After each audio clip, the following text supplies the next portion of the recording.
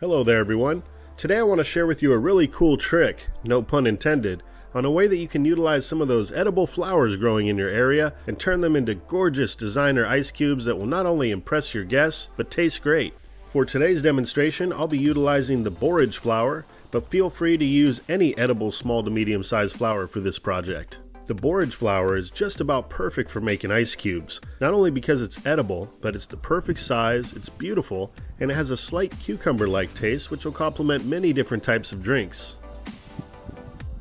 Alright, so now that I've harvested enough flowers to fill a complete ice cube tray, let's head on inside.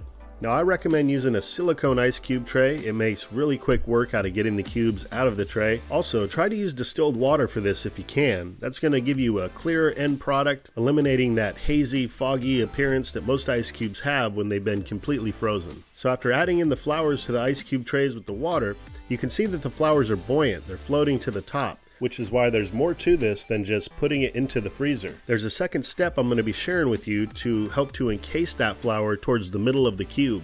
But for now, go ahead and throw them in the freezer and don't allow them to completely freeze. Allow them to get about 50 to 60% frozen. What that's going to allow you to do is now flip over that top sheeting of ice on these cube trays, which is going to position that flower more towards the middle of the cube. Now this is actually really easy once you get the hang of it. Some of them are going to flip over easier than others, so either use your hand or a knife or whatever you got to do. And once you've done that, go ahead and add a little bit more water on the top if you need to. And I recommend using a cold chilled water if you can, so you don't quickly melt the rest of that ice we just flipped over.